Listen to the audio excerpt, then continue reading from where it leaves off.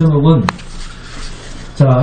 15강이죠. 15강째 성령의 사역 의에 대하여입니다. 히브리서 13장 15절입니다. 성령의 사역 15강 의에 대하여 히브리서 13장 15절입니다.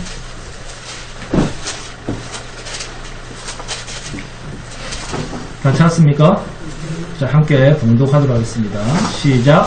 그러므로 우리는 예수로 말미암아 항상 찬송의 제사를 하나님께 드리자.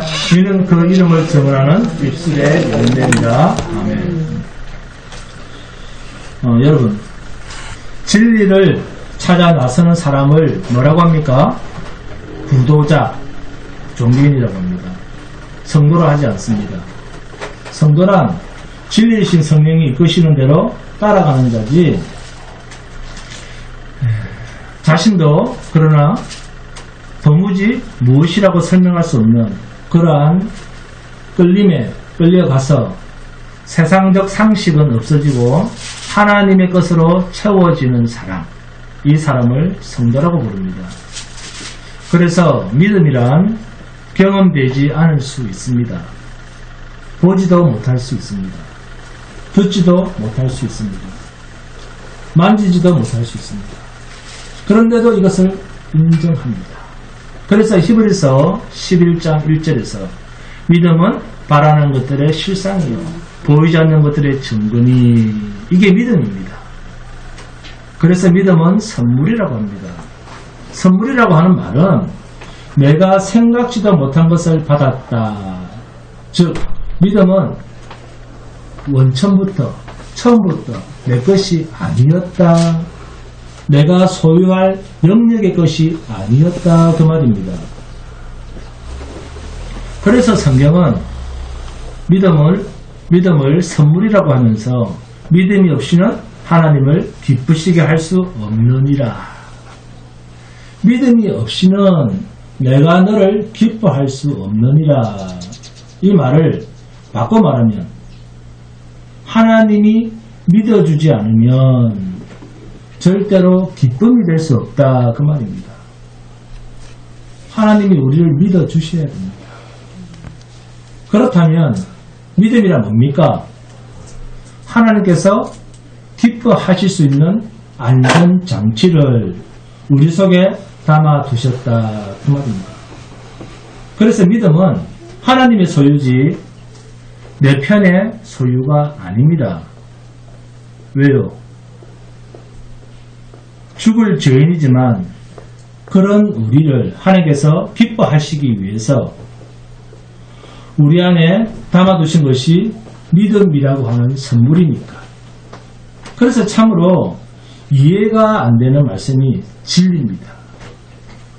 죄인인 인간에게 정말로 죽었다 다시 깨어나도 절대로 이해할 수 없는 영역의 것이 생명, 진리라고 하는 말입니다. 그러니까 생명, 진리 이런 말은 절대 인간 스스로가 접근할 수 있는 영역의 것이 아닙니다. 절대 타자입니다. 믿음, 생명, 영생, 성령, 주, 천국, 하나님, 이러한 말은 육을 가진 인간에게는 접근조차 안 되는 영원한 타자에 있는 정체성, 두려움 그 자체로서의 단어입니다. 왜요?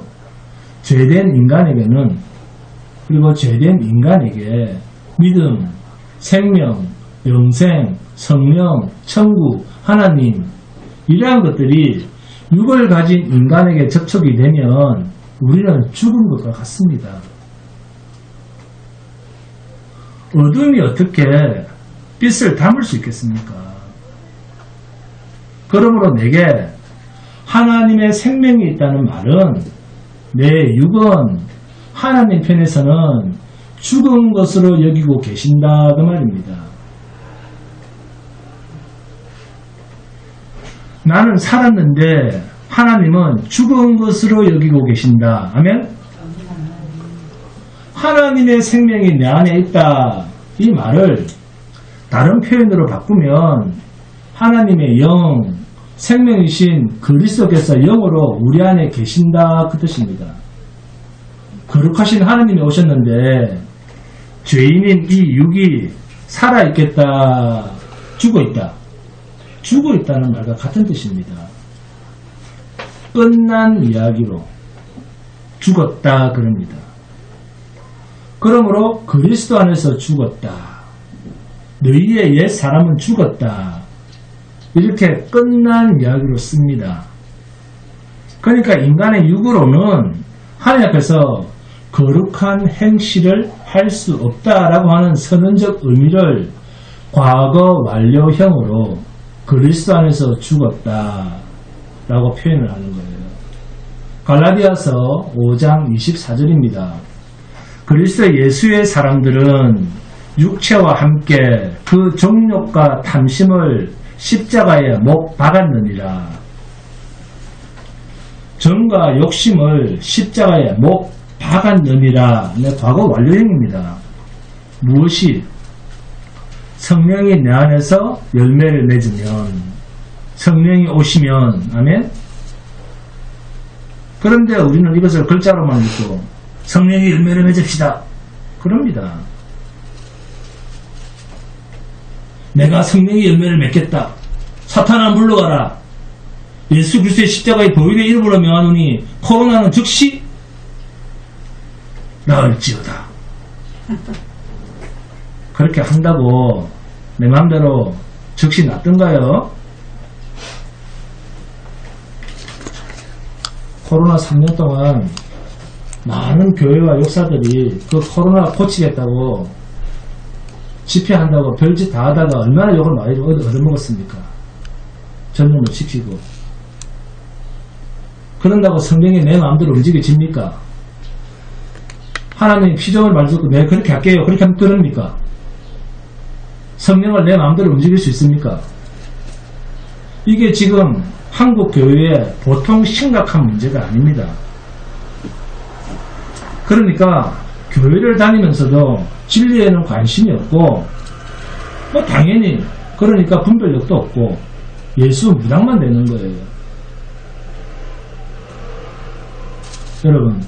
여러분이 태어나기 전 2000년 전에 우리의 죄 때문에 이 땅에 오셔서 십자가에 죽으신 예수님은 2000년 전 그때 우리를 십자가에서 함께 죽여버린 것입니다. 2000년 전에 우리를 죽였다니까요.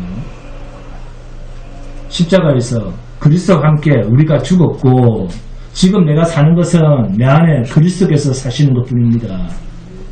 아멘. 죽었다는 말은 이 육은 사용하면 할수록 하나님 앞에서 드러날 것은 죽은 죄밖에는 드러내지를 못한다 그 말이에요. 그리스도의 영이 우리 안에 오시면 먼저 내 죄가 보입니다. 그래서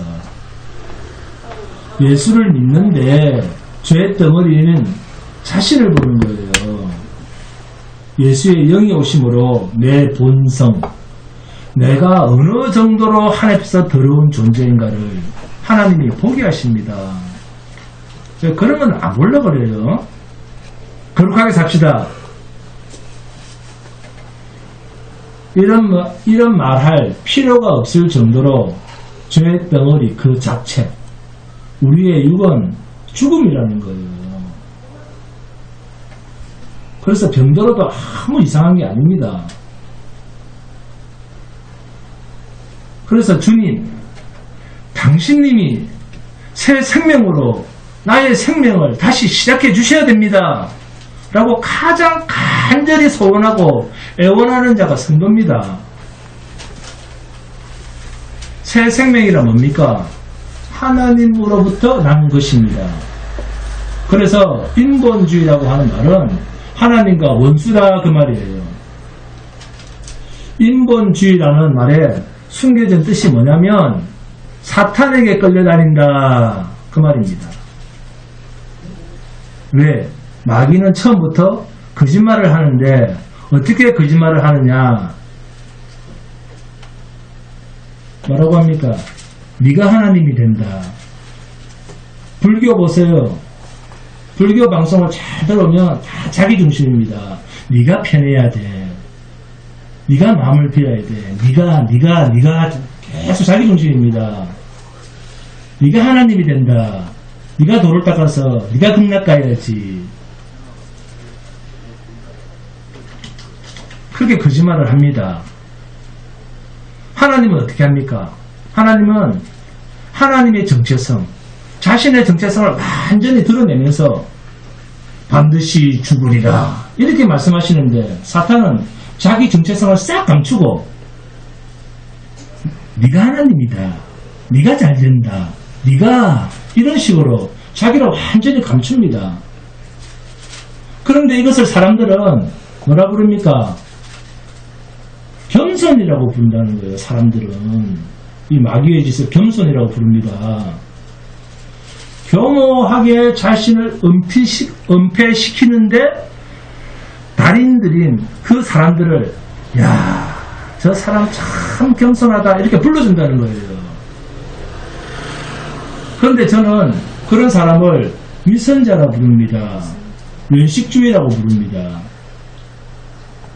하나님 앞에서 늘 더럽게 살면서 예배당에만 오면 거룩한 척 하거든요.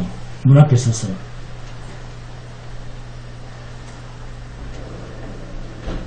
여러분, 사도행전 7장 56절을 보시면 바울이라고 하는 사울이 지켜보고 또 자신을 돌로 쳐 죽이려던 그 유대인들 앞에서 창세기부터 말라기까지 쭉 설교를 하면서, 그리고 설교를 하던 그 스데반이 마지막에 놀라운 장면 하나를 보고 탄성을 합니다.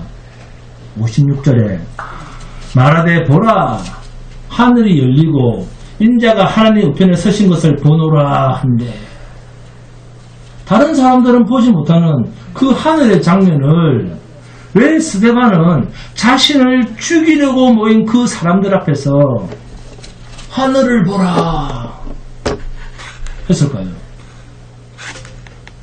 히브리서 6장 19절 20절입니다. 우리가 이 소망을 가지고 있는 것은 영혼의 닭 같아서 튼튼하고 견고하여 휘장 안에 들어가나니, 그리로 앞서가신 예수께서 멜기세덱의 반차를 따라 영원히 대제사장이 되어 우리를 위하여 들어가셨느니라. 우리를 위하여 휘장 안으로 들어가셨다라는 말을 스데반은 어떤 말로 대신합니까? 인자가 하나님 우편에 서신 것을 보노라. 같은 말이에요, 사실은. 그러니까 주님이 영원히 대제사장이 되어 우리를 위하여 들어가셨는데 그 자리가 어디입니까? 하나님 우편입니다. 뭐하러 들어갔다고요? 주님이 뭐하러 들어갔다고요? 영원히 대제사장이 되기 위하여. 아멘? 휘장은 히브리서를 보면 예수님의 몸이라고 되어 있습니다. 구약의 성막에서나 성전에서 성소와 지성소를 구분하고 있는 휘장을 예수님은 당신의 육체라고 말씀하십니다. 히브리서 10장 봅니다. 히브리서 10장 15절에서 20절입니다. 한 개만 더 갑니다. 히브리서 10장 15절에서 20절입니다. 히브리서 10장 15절에서 20절 다 찾습니까? 함께 공독합니다. 시작. 또한 성령이 우리에게 증언하시되 주께서 이르시되 그날로는 그들과 맺을 언약이 이것이라 하시고 내 법을 그들의 마음에 두고 그들의 생각에 거룩하리라 하신 후에 또 기록하리라 하신 후에 또 그들의 죄와 그들의 불법을 내가 다시 기억하지 아니하리라 하셨으니 이것들을 사하셨은즉 다시 죄를 위하여 제사 드릴 것이 없느니라. 그러므로 형제들아 우리가 예수의 피를 힘입어 성소에 들어갈 담력을 얻었나니 그 길은 우리를 위하여 휘장 가운데로 열어놓으신 새로운 살 길이요 휘장은 곧 그의 육체니라. 성소와 지성소를 나누는 이 휘장, 그런데 이 휘장 속으로는 아무나 들어갈 수 있는 곳이 아닙니다. 여기는 들어갔다 하면 무조건 죽습니다. 반드시 1년에 한 차례 1년에 한 번만 대제사장만 들어갈 수 있는 곳이 지성소입니다. 물론 성소도 일반 이스라엘 백성은 들어갈 수 없습니다. 그런데 지성소, 성소 휘장을 걷고 지성소에 들어가는 이곳은 제사장은 안 되고 대제사장만 1년에 한 번 들어갈 수 있는 곳입니다. 히브리서 8장 봅니다. 히브리서 8장 1절에서 4절입니다. 히브리서 8장 1절에서 4절입니다. 함께 공독합니다. 히브리서 8장 1절부터 시작. 지금 우리가 하는 말의 요점은 이러한 대제사장이 우리에게 있다는 것이라. 그는 하늘에서 지극히 크신 이의 보좌 우편에 앉으셨으니 성소와 참 장막에서 섬기는 이시라. 이 장막은 주께서 세우신 것이요 사람이 세운 것이 아니니라. 대제사장마다 예물과 제사드림을 위하여 세운 자니 그러므로 그도 무엇인가 드릴 것이 있어야 할지니라. 예수께서 만일 땅에 계셨더라면 제사장이 되지 아니하셨을 것이니 이는 율법을 따라 예물을 드리는 제사장이 있으니라. 아멘. 영원한 우리의 대제사장이 이 땅에 계시지 않고 하나님께로 올라가셨다는 것입니다. 이유는 뭡니까? 이 땅에 계셨다고 하면 영원한 대제사장이 될 수가 없기 때문에, 그래서 영원한 대제사장이 되기 위해서 하늘로 올라가셔서 지극히 크신 이의 보좌 우편에 앉으셨다는 거예요. 이것이 요한복음 16장 10절에서 말하는 의에 대하여라 함은 내가 아버지께로 가니 너희가 다시 나를 보지 못하니요 라고 하는 바로 그 의입니다. 여러분, 이 땅에서는 대제사장이 반드시 누가 됩니까? 우선 아론의 반차를 쫓아 아론의 자손 가운데서 대제사장이 나옵니다. 인간 제사장이 대제사장이 됩니다. 이 땅에는 율법에 따라 제사를 지내는 인간 대제사장이 있기 때문에 예수님이 이 땅에서는 대제사장이 될 수가 없습니다. 세상에서는 아론의 반차, 곧 레위 지파에서 난 제사장이 아니면 대제사장이 될 자격이 없습니다. 그러니까 예수님은 당연히 이 세상에서는 영원히 대제사장이 될 수가 없습니다. 예수님은 어느 지파 계열로 오셨습니까? 유다 지파 계열로 오셨잖아요.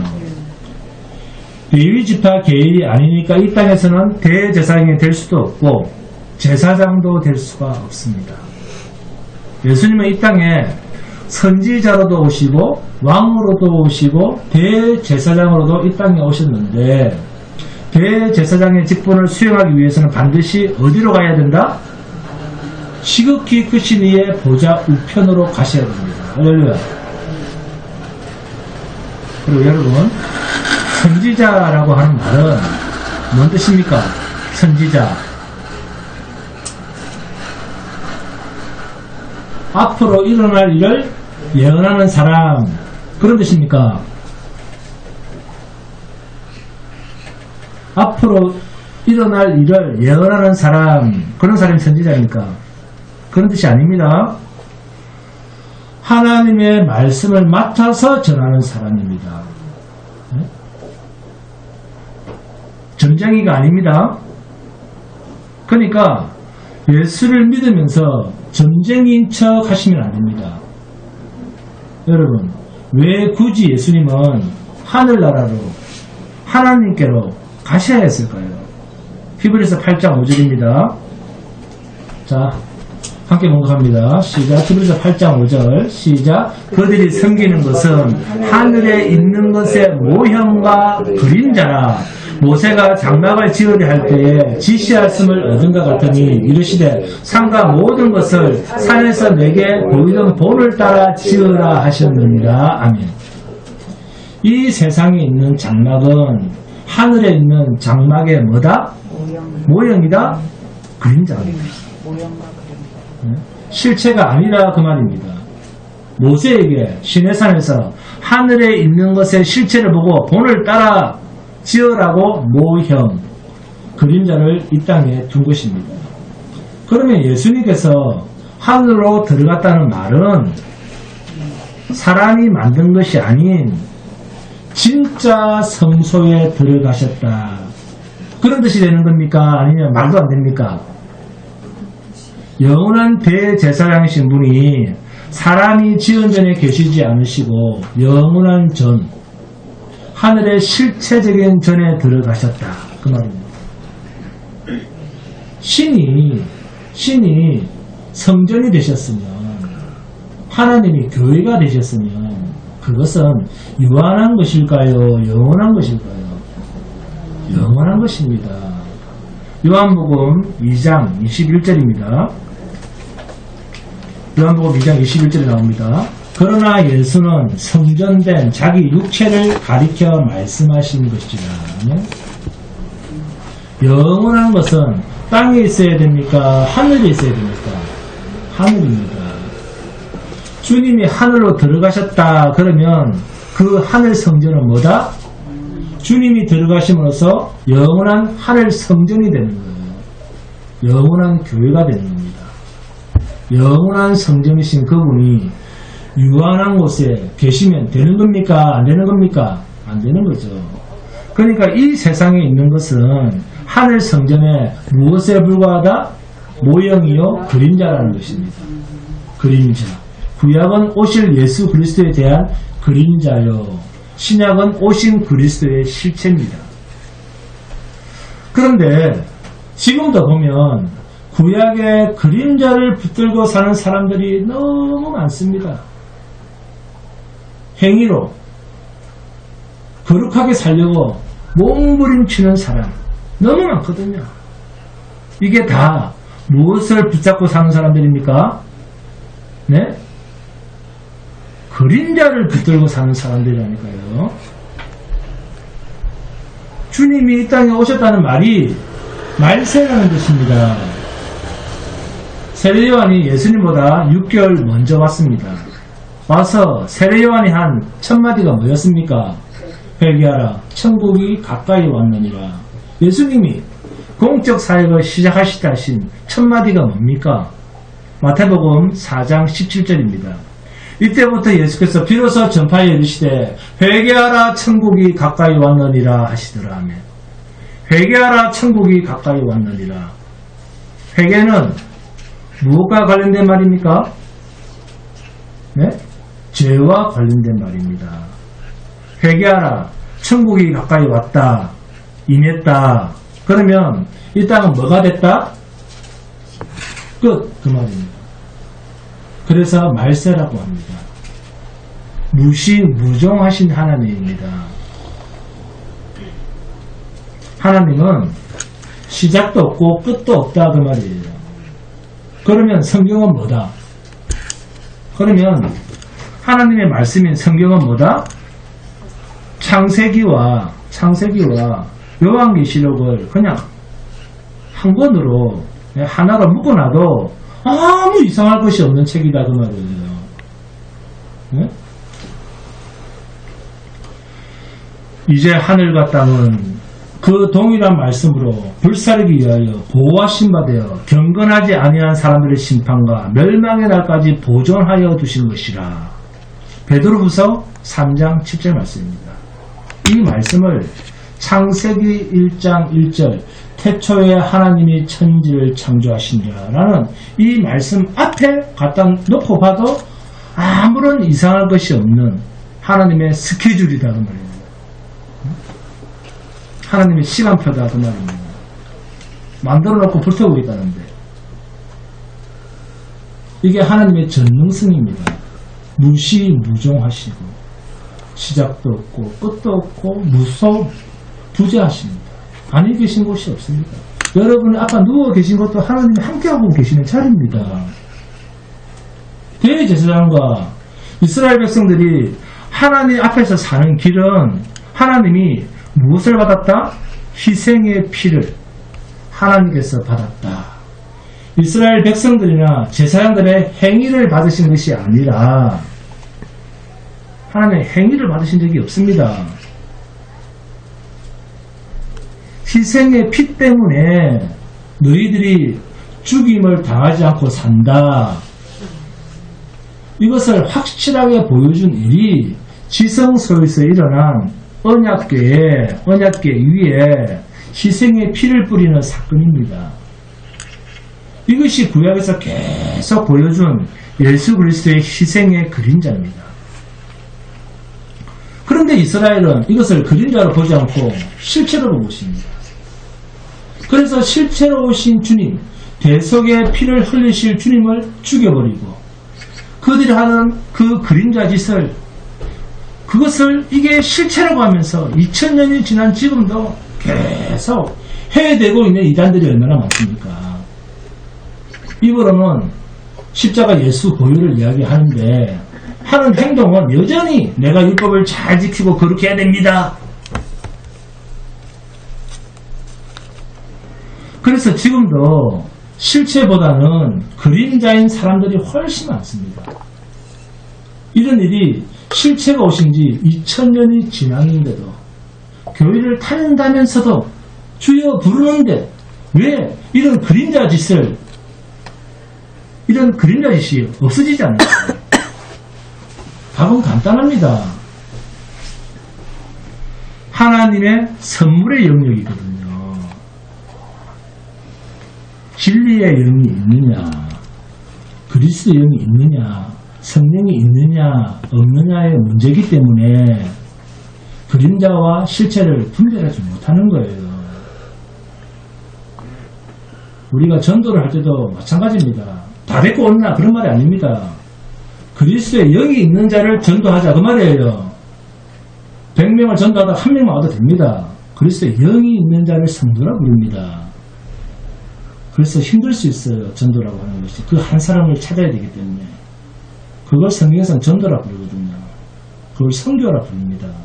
그러니까 성령이 오시면 방언이 우선이 아니고 실체이신 예수 그리스도가 드러나고 이제부터 그림자, 내게서 행해져야 할 그런 그림자는 아무런 의미가 없다는 것이 확신되어지는 것.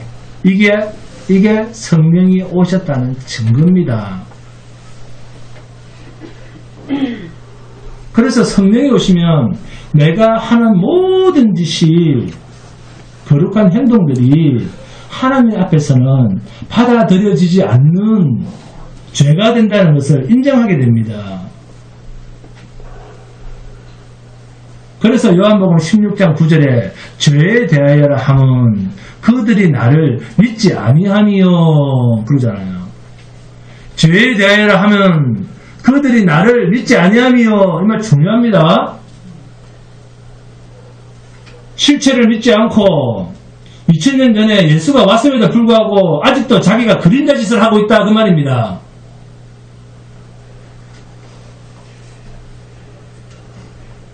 대제사장이 들어가는 곳은 성소가 아닌 지성소입니다. 첫째 칸이 아닌 둘째 칸입니다. 휘장 하나를 사이에 두고 첫째 칸은 성소, 그 첫째 칸의 휘장을 걷고 들어가면 지성소입니다. 히브리서 9장 7절입니다. 오직 둘째 장막은 대제사장이 홀로 1년에 한 번 들어가되 자기와 백성의 허물을 위하여 드리는 피 없이는 아니하나니 하면 이 피, 예수의 피는 백성들의 허물을 위하여 드리는 피입니다. 예수님께서 부활 성천하시어 대제사장으로 어디에 들어가셨다고요? 둘째 장막, 지성소로 들어가셨습니다. 여기에는 뭐가 없으면 못 들어간다? 피 없으면 못 들어갑니다. 그래서 예수님은 법궤가 있는 둘째 장막, 지성소에 의를 위해서 들어가는데 무엇을 가지고 들어갑니까? 당신의 피를 가지고 들어가신 거예요. 할렐루야. 십자가에서 죄 없으신 몸으로 피를 흘려 그 피를 가지고 자기 백성들의 죄를 대신하여 실체이신 그 영원한 하나님의 둘째 장막으로 들어가신 겁니다. 대속의 피를 가지고 들어가셔서 자기 백성들을 대신하여 하나님 앞에서 강구하시는 거예요. 하나님, 내가 대신 죽었잖아요. 그러면 여러분, 택하신 하나님의 백성들의 죄가 그들의 거룩한 행위와 노력으로 백성들이 죄를 안 지으려고 선하게 살려고 노력을 했기 때문에 하나님에 의해 이런 겁니까? 아니지 않습니까? 주님이 흘리신 피는 영원성을 가집니다. 영원성. 주님이 흘리신 보혈의 피는 하늘로부터 오신 그 거룩성을 가지고 자기 백성들의 죄를 사하는 그 피입니다. 흠도 티도 없는 거룩한 피입니다. 그 피를 하나님께서 연락하심으로 택하신 당신의 백성들의 모든 죄를 대속하신 것입니다. 그래서 로마서 8장 34절입니다. 누가 정죄하리요? 죽으실 뿐 아니라 다시 살아나신 이는 그리스도 예수시니 그는 하나님 우편에 계신 자요 우리를 위하여 강구하시는 자시니라. 이것이 대제사장이 지성소에서 법궤에 피를 뿌리던 그 그림자의 모습을 실체신 예수님이 오셔서 당신의 피를 뿌려 우리의 모든 죄를 대속하시고 용서하신 그 십자가의 사건을 로마서 8장 34절에서 표현한 말씀입니다.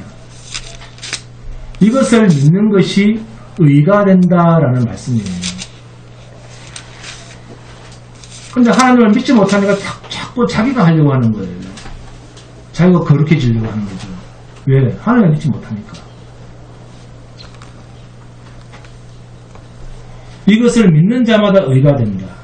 이것이 로마서 1장 17절에 복음에는 하나님의 의가 나타나서 믿음으로 믿음에 이르게 하나니 기록된 바 오직 의는 믿음으로 말미암아 살리라 함과 같으니라입니다. 지성소에 대제사장이 가지고 들어간 피는 백성들의 죄를 그 희생의 제물에 담아서 가지고 간 것은 백성들이 죽어야 할 그 피였다는 거예요. 내가 죽어야 할 그 피였다는 겁니다. 이것이 주님이 들고 가신 피입니다. 백성들의 죄의 증거물이라는 것입니다. 무엇이? 주님의 피다. 그리고 이것이 법궤에 뿌려서 하나님께서 그것을 받으시면 백성들의 죄가 없어지는 거예요. 이러한 그림자적 의식을 주님이 오셔서 십자가에 죽으심으로 이제는 인간 레위지파 대제사장이 아니라 실체신 하늘의 대제사장이 오셔서 십자가에서 죽으심으로 우리의 모든 죄를 대속하신 것입니다. 그래서 예수님이 이 땅에서 십자가에 매달려 운명하실 때 나타난 현상이 뭐였습니까? 예루살렘 성 밖 골고다 산에서 죽으셨는데 예루살렘 성 안에 성전에 있던 그 지성소와 성소 사이를 나누고 있었던 그 휘장이 위로부터 아래로 완전히 쫙 찢어진 거예요. 이것을 두고 바울 사도가 에베소서 2장 13절에서 18절입니다. 함께 봉독합니다. 에베소서 2장 13절에서 18절입니다. 에베소서 2장 13절에서 18절입니다. 에베소서 2장 13절에서 18절. 다 찾습니까? 함께 공독합니다. 시작.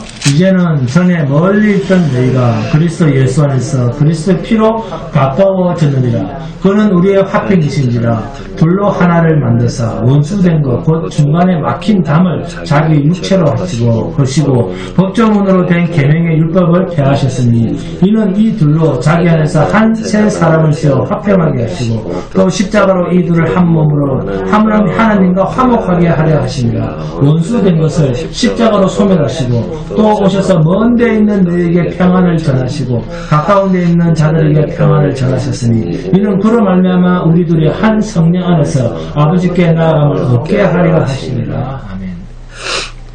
대제사장이 1년에 한 번밖에 들어갈 수 없었고 그것도 반드시 하나님께서 연락하셔야만 살아서 나올 수가 있는 그 지성소가 이제는 자기 백성이라면 아무나 들어갈 수 있는 곳이 되었습니다.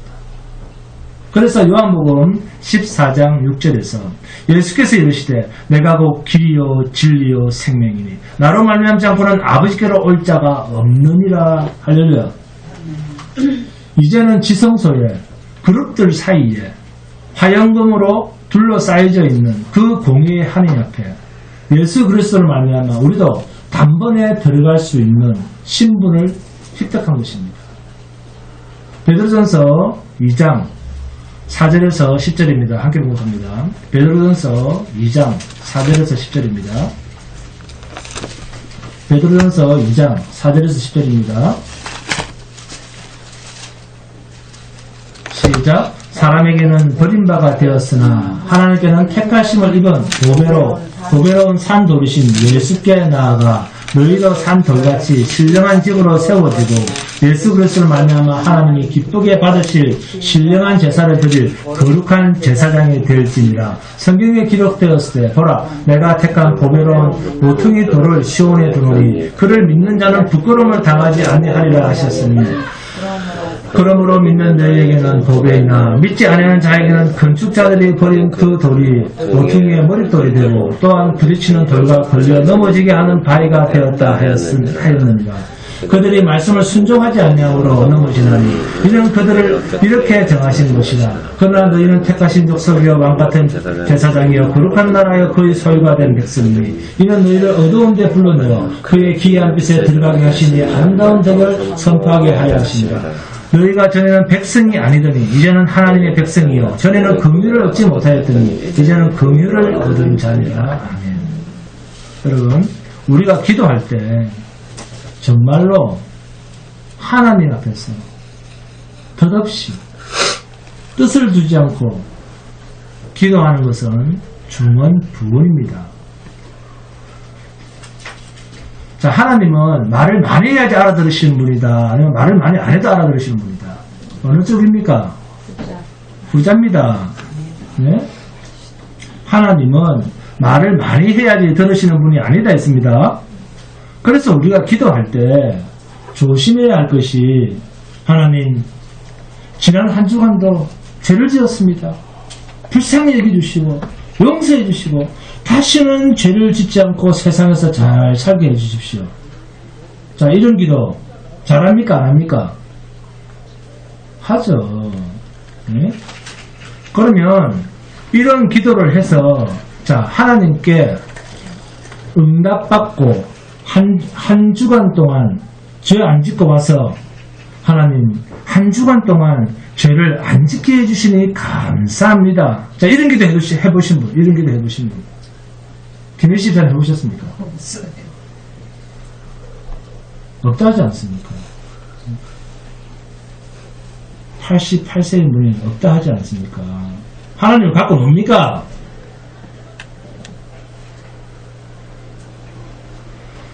여러분, 세상은 죄의 감옥이요. 세상은 죄덩어리라고 하지 않습니까? 육신이 있는 한 인간은 죄와 결별할 수가 없다. 그렇게 말하지 않습니까? 왜 쓸데없는 것을 하나님께서 구합니까? 하나님, 이 육신이 있는 한, 내가 세상에 존재하는 한, 죄와 구분이 되어서 살 수가 없습니다. 주님, 그러니까 속히 저에게 약속하신 하나님 나라로 제발 좀 데려가 주세요. 왜 이렇게는 기도를 안 합니까? 이렇게는 도저히 기도를 못 하겠습니까? 죽는 것이 그렇게도 무섭습니까? 죄는 하나님이 해결하셨다니까요. 왜 이걸 못 믿어합니까? 이제 우리는 약속의 나라로 가는 일만 남았다니까요. 왜 이런 소원은 하나님께 간구하지 않습니까? 세상 사람들, 예수의 영이 없는 자들만 죽으면 영원한 저주, 불구덩이로 들어가니까 그들이야 당연히 죽지 않으려고 벌벌벌 떠죠. 벌벌벌 떠는 거예요. 이것을 히브리서 2장 15절에서 뭐라고 합니까? 또 죽기를 무서워함으로 한평생 내어 종노릇하는 모든 자들을 놓아주려 하심이니. 죽음에서의 해방을 위해서 주님이 오셨습니다. 제발 좀 믿으세요. 어떻게 신자한테 믿으세요라는 말을 목사가 해야 됩니까? 우리는 죽음에서 건진 받은 자들입니다. 죄에서 건진 받은 자들이라니까요. 이것을 믿는 자를 성도라고 합니다. 그래서 성도는 죽는 것보다 더 큰 행복이 없습니다. 그런데 우리들의 기도에는 이런 것이 하나도 없어요. 성도는 하나님 앞으로 하나님 나라로 가기를 학수고대하는 자들입니다. 왜 죽는 것을 두려워합니까? 늘 죽을 짓만 하는 이 세상에서, 그리고 늘 죽을 짓만 하면서. 죄를 짓는다는 말은 죽을 짓을 하고 있다 그 말이에요. 왜 이런 곳에서 속히 저와 상관없는 나라로 보내달라고 이걸 강구해야 되는데 왜 이런 기도를 하지 않습니까? 그게 세상에 매여 있다는 증거예요. 자식 걱정, 아내 걱정, 남편 걱정, 돈 걱정, 건강 걱정, 눈물, 이게 다 예수 안에서 자유하지 못하다는 증거입니다. 주님은 33년을 살다가 가셨습니다. 김혜시 집사님, 오래 살다 간 겁니까? 네? 오래 살다 간 겁니까? 그런데 33년까지가 주님에게는 주님의 때가 아니었습니다. 30년을 빼면 주님은 3년 반 살다가 가셨습니다. 하나님의 때를 하나님께서 시작하실 때까지 주님은 가만히 계셔야 했기 때문에 30년이라는 세월이 그냥 지나간 것 뿐이에요. 그러나 이것 또한 하나님의 의도 속에 숨겨 있는 하나님의 일하심이었습니다. 그렇다고 주님이 답답해하던가요? 답답해하지 않았습니다. 그런데 3년 반 하나님의 때가 딱 시작이 되니까 3년 반 동안 주님이 던진 메시지는 어떤 메시지였습니까? 주님이 죽으려고 작정하고 시작을 하던가요? 아니면 어떻게든 살려고 사역을 하시던가요? 귀를 쓰고 죽으려고 사역을 하십니다. 죽으려고 귀를 쓰고 다녔습니다. 죄도 없으신 분이, 죽으실 이유도 없으신 분이, 그렇게도 죽기를 작정하고 사역하셨습니다. 사람들한테 죽으려고 작정하고 시작을 합니다. 그러면 바울 사도가 남긴 고린도전서 11장 1절 말씀대로 내가 그리스도를 본받는 자가 된 것 같이 너희는 나를 본받는 자가 되라. 이 세상에서 오래 살자는 말입니까? 속히 주님처럼 빨리 가자는 말입니까? 빨리 가자는 말 아니에요. 네? 디모데후서 1장 봅니다. 디모데후서 1장 8절에서 14절입니다. 디모데후서 1장 8절에서 14절입니다. 자, 함께 읽어봅니다. 디모데후서 1장 8절에서 14절입니다.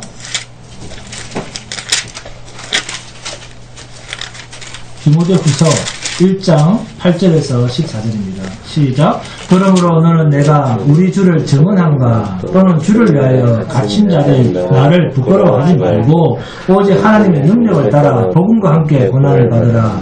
하나님이 우리를 구원하사 거룩하신 소명으로 부르심은 우리의 행위대로 하심이 아니요 오직 자기의 뜻과 영원 전부터 그리스도 예수 안에서 우리에게 주신 은혜대로 하심이라. 이제는 우리 구주 그리스도 예수의 나타나심으로 말미암아 나타나셨으니 그는 사망을 패하시고 복음으로써 생명과 썩지 아니할 것을 드러내신지라. 내가 이 복음을 위하여 선포자와 사도와 교사로 세우심을 입었노라. 이로 말미암아 내가 또 이 고난을 받되 부끄러워하지 아니하며 내가 믿는 자를 내가 알고 또한 내가 의탁한 것을 그날까지 그가 능히 지키실 줄을 확신합니다. 너는 그리스도 예수 안에 있는 믿음과 사랑으로서 내게 들은 바 바른 말을 본받아 지키고 우리 안에 거하시는 성령으로 말미암아 내게 부탁한 아름다운 것을 지키라. 아멘. 바울은 자기의 후계자 디모데에게 자신에게 거저 주신 은혜의 십자가의 복음을 증거하는데 반드시 죽음이 따르는 고난으로 나아가야 한다. 그것도 속히 이렇게 당부를 하고 있습니다. 여러분, 십자가의 고난을 주님이 당하셨는데 왜 주님을 따르는 자도 똑같이 그 길을 따라가야 할까요? 주님이 하신 일이 모자라서 그럴까요? 로마서 8장 봅니다. 로마서 8장 9절과 16절에서 18절입니다. 로마서 8장 9절 그리고 16절에서 18절입니다. 로마서 8장 9절 그리고 16절에서 18절입니다. 시작. 만일 너희 속에 하나님의 영이 거하시면 너희가 육신에 있지 아니하고 영이 있는 누구든지 그리스도의 영이 없으면 그리스도의 사람이 아니라. 16절. 성령이 친히 우리의 영과 더불어 우리가 하나님의 자녀인 것을 증언하시나니 자녀이면 또한 상속자 곧 하나님의 상속자요 그리스도와 함께하는 상속자니 우리가 그와 함께 영광을 얻기 위하여 영광을 받기 위하여 고난도 함께 받아야 할 것이니라. 생각하건대 현재의 고난은 장차 우리가 나타날 영광과 비교할 수 없도다. 아멘. 왜 주님처럼 이 고난 죽음으로 나아가야 되고 예수님처럼 성령의 인도하심으로 죽음으로 나아가야 되는 그 이유가 뭐라고 합니까? 주님이 받으신 그 영광의 자리로 우리도 똑같이 상속자로서 그 자리로 나아가기 위한 필수 코스로서 다른 길은 없기 때문이랍니다. 그래서 예수님은 마태복음 10장 28절에서 몸은 죽여도 영혼은 능히 죽이지 못하는 자들을 두려워하지 말고 오직 몸과 영혼을 능히 지옥에 멸하실 수 있는 이를 두려워하라. 네? 육신은 죽어도 영원한 불심판은 남아있다는 거예요. 창세기 2장 7절을 보면 여호와 하나님이 땅의 흙으로 사람을 지으시고 생기를 그 코에 불어넣으시니 사람이 생명이 됩니다. 네? 생명. 죽으려고 해도 죽을 수 없는 존재가 되었다. 그 말입니다. 인간은 절대로 죽어서 없어질 수 없는 존재입니다. 영원한 불구덩이에서도 죄가 되지 않는 존재입니다. 이 사실을 알면 그리스도 예수 안에 있는 하나님의 생명에 참여하는 이 생명, 이 영생이야말로 이 세상 그 무엇을 주어도 바꿀 수 없는 최고의 상급입니다. 이 상급을 우리가 바라는 거예요. 요한계시록의 상급은 그리스도 예수로 말미암아 값없이 누리게 되는 면류관, 하늘나라의 영생, 지옥에서의 영생이 아닙니다. 지옥에서의 영생은 사탄과 함께 유황불에 던져지는데 요한계시록 20장 10절에 보시면 또 그들이 미혹하는 마귀가 불과 유황못에 던져지니 거기는 그 짐승과 거짓 선자도 있어 세세토록 밤낮 괴로움을 받으리라. 그리고 요한계시록 20장 13절에서 15절입니다. 바다가 그 가운데서 죽은 자들을 내어주고 또 사망과 음부도 그 가운데서 죽은 자들을 내어주며 각 사람이 자기의 행위대로 심판을 받고 사망과 음부도 불못에 던져지니 이것은 둘째 사망 곧 불못이라. 누구든지 생명책에 기록되지 못한 자는 불못에 던져지더라. 요한계시록 21장 8절입니다. 그러나 두려워하는 자들과 믿지 않은 자들과 흉악한 자들과 살인자들과 음행하는 자들과 점술가들과 우상숭배자들과 거짓말하는 모든 자들은 불과 유황으로 타는 못에 던져지리니 이것이 둘째 사망이다. 생명, 죽어서 다 없어지지 않는 존재가 그리스도 예수 안에서의 영원한 생명이 아닐 때 던져짐을 당할 둘째 사망의 자리가 이만큼이나 심각한 저주입니다. 그러나 그리스도 예수만 믿으면 이와는 전혀 반대되는 자리로 갑니다. 내 행위로 결정되는 것 아닙니다. 무조건적 선택, 전적인 하나님의 은혜의 결과입니다. 하나님의 선물입니다. 은혜로 된 것입니다.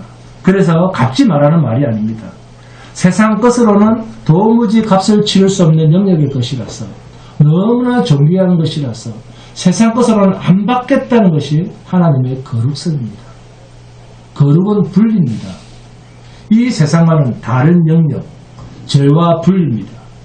그러니까 요한복음 16장 10절 말씀에 의에 대하여라 하면 내가 아버지께로 가니 너희가 다시 나를 보지 못하니요 라는 말은 이제 다시는 그 어떤 사람이라도 율법으로 하나님 앞에서 을을 이루어내겠다라는 그런 자는 없도록 하나님 앞에서 보증 도장을 꽝 하고 찍어주시는 분이 하나님의 보좌 우편에 계신다는 이 사실을 제발 좀 믿으시기 바랍니다. 의인이란 하나님의 공의를 충족시킨 자 이런 말이에요. 그래서 인간 피조물이 하나님 앞에서 의인이라 칭함을 받을 수 있는 유일한 방법은 로마서 5장 1절에서 11절이 증가하는데 그중 1절과 8절입니다. 그러므로 우리가 믿음으로 어렵다 하심을 받았으니 우리 주 예수 그리스도를 말미암아 하나님과 화평을 누리자. 그리고 8절입니다. 우리가 아직 죄인 되었을 때에 그리스도께서 우리를 위하여 죽으심으로 하나님께서 우리에 대한 자기의 사랑을 확증하셨느니라. 언제요? 2000년 전에. 십자가의 피가 없이는 하나님 앞에서 의인의 신분을 쟁취할 수도 유지할 수도 없다는 것이 로마서 5장 1절에서 11절의 말씀입니다. 여러분, 우리는 그리스도 예수 안에 있기 때문에 우리 모두가 아버지 앞으로 가는 데는 우리의 행위와는 상관없이 예수님이 휘장을 찍고 들어가신 그 길로 우리도 무조건 무사 통과로 들어간답니다. 왜요? 요한복음 14장 6절 말씀처럼 예수께서 이르시되 내가 곧 길이요 진리요 생명이니 나로 말미암아 자꾸는 아버지께로 올 자가 없느니라 하며 그리스도 예수 안에 있는 이 행복한 자유의 복음 안에서 자유를 좀 누리시기 바랍니다. 하나님의 의로운 백성으로 죽음의 길로 이 세상을 점만 찍고 가는 나그네로 살아도 우리는 늘 찬송하며 살아갈 수 있습니다. 그래서 히브리서 13장 15절에서 그러므로 우리는 예수로 말미암아 항상 찬송의 제사를 하나님께 드리자. 이는 그 이름을 정언하는 입술의 열매니라. 아멘. 주님이 가신 그 죽음의 길을 우리도 항상 찬송의 제사로 끌어 들어갈 수 있는 복된 성도가 되시기를 주님의 이름으로 축원드립니다. 방금 찬송합니다. 찬송가 54장입니다.